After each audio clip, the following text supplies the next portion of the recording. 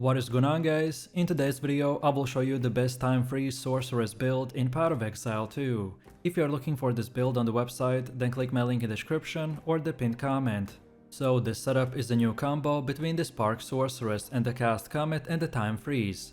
Our build will rely on high spark crits rather than drowning them in hundreds of different sparks. This way our clear speed will be as good as any other sorceress, but against bosses is the place where we are going to shine. Our crit scaling will reach crazy levels of damage. Even if you don't one-shot the boss, then you will have about 13 to 14 seconds, plus 7 seconds and even 3 more additional seconds of the time stops in your disposal. So if you are ready to destroy enemies and pretty much one-shot the bosses, then this is the one for you.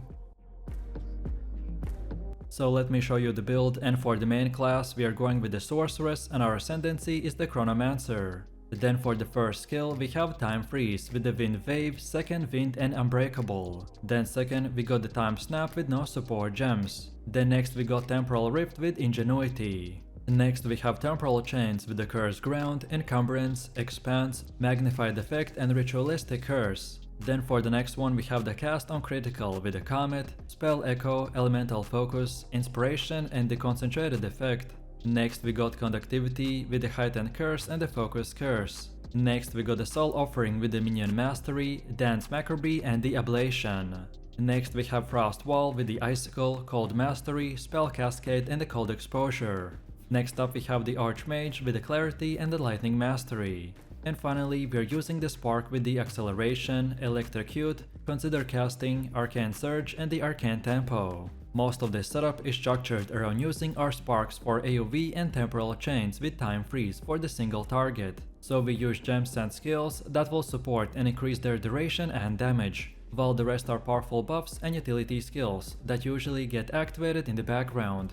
Next we also have a leveling build in case if you are starting your journey from level 0 and you want to use it up until about level 25. So first off we have Spark with the Unleash and Control Destruction. Then next we have the Flame Wall with the Fortress. Next we got the Frost Bomb with the Magnified Effect and the Spell Cascade.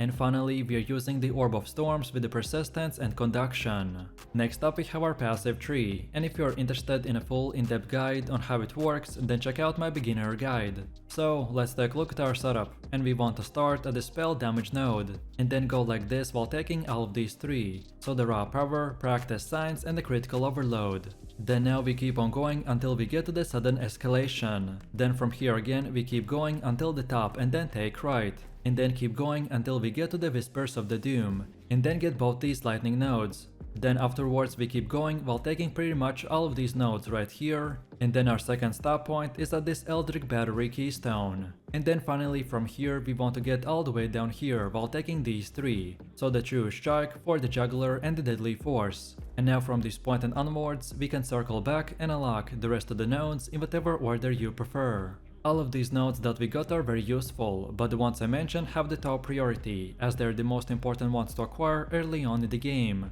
to make our build functional, and then later on, the priority doesn't really matter that much. Also, as far as attributes go, you just simply want to fulfill your attribute requirements for gear and gems, and then after that spend the rest in intelligence. And then on top of this, a lot of our build is also improved by our specific jewels that we use. So for the top 3 options we have the Sapphire Gems that increase spell damage, then increased critical damage bonus and increased critical spell damage bonus.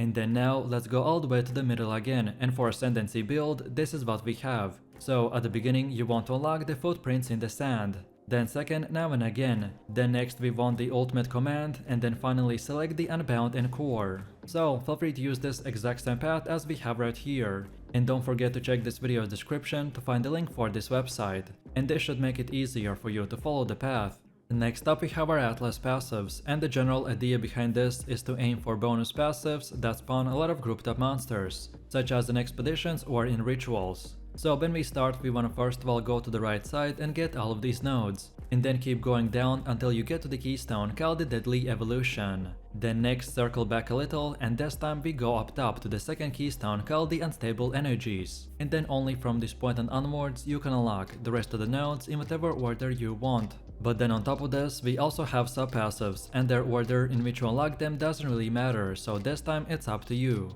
and this is how it should look like for the ritual. Then next we have Delirium, then third we have the bosses, then on top of that we have the pinnacle bosses. Then next we also have our expedition setup, and then finally our breach setup.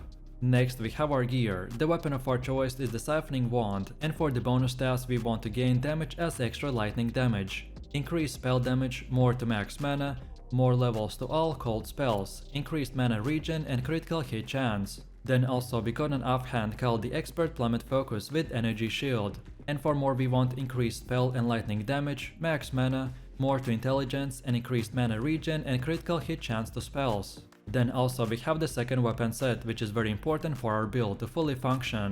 So for the weapon we got the Rattling Scepter with the max mana, reduced attribute requirements and more levels of all minion skills. While for our offhand we got the Crest of the Artura Shield with increased armor and energy shield, more to intelligence, and increased mana regen and cooldown recovery. Then for helmet we have the Expert Feather Tiara with energy shield, and for more we got max energy shield, max mana and more to fire and cold resistance. Then for the chest we have the Expert Kate Raiment with energy shield, and for more we want increased mana regen and flask mana recovery, more to spirit and chaos and lightning resistance. Then for the belt we have the Plate Belt with more to armor, max mana and cold and fire resistance. Then for gloves we got the Expert Sombri Gloves with energy shield, and for more we want max energy shield, max mana and more to critical damage bonus. Then for boots we're using the Expert Feather Sandals with energy shield, and for more we need increased movement speed, max energy shield and max mana. Then for our first ring we got the Amethyst Ring with the chaos resistance,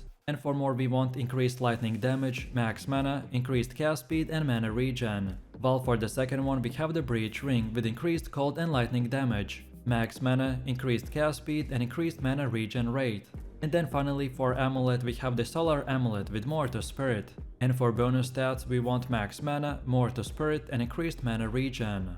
No matter which gear you choose, just at least try to get 75% resistance cap on all 4 elements. This is the best case scenario setup, which should be more of an example of what stats and prefixes to look for. Then next we have runes. During early item progression, most gear will be sacred with resistant runes. However, once your elemental resistances have been capped and resistance runes are no longer necessary, then you want to opt in to increase your maximum life with body runes or consider sacking a soul core. So right now on my first offhand I'm using the soul core of the Zealot, while on the second one I got the glacial rune. And then for armor, on the chest piece we have 2 iron runes, while on the gloves and boots we got the soul core of the Zealot. On top of this, we need quickly look into the charms. Charms are incredibly useful, as by having the right one equipped at the right time can save you from dying. If you are struggling with certain bosses, then look into what damage type they are using, and then use that specific charm to increase your resistance. For me personally, I like to use the Stone Charm for stuns. Then second, get the Taving Charm for when we become frozen. And then finally, we want the Amethyst Charm for chaos damage. But as I said, which one you choose will entirely depend on the enemies that you are fighting. So feel free to experiment and mix and match. And now finally, let's quickly take a look at how this build will work. So our rotation is quite simple, but you will need to get used to it. So what we want to do is first of all start by using the temporal chains. Then we follow that up with the conductivity. Then next use the time freeze in the combination with the soul offering. Then next we also want to activate the frost wall, and then from here just spam the sparks until the boss dies. But mainly for AoE and weak enemies, we basically will turn into a spark build. So just keep spamming sparks and see all of these crazy crits popping off left and right. The only thing you need to keep in mind is the defense. Our build does not have energy shields, so mind over matter is a good defensive layer, but should not be heavily relied on in the endgame. While the time freeze has a high cooldown, so feel free to use it 24/7. Then also the second wind for 33% no cooldown. And then the time snap reset will allow you to use the time freeze continuously in the combat. Overall, if you can master these skills, then you will become unkillable with very high DPS output at the same time. So let me know what you think about this build in the comments below. If you enjoyed this, then you definitely don't wanna miss my top 3 best Sorceress builds video, where I showed even more powerful builds. So click the screen now and I'll see you in the next one.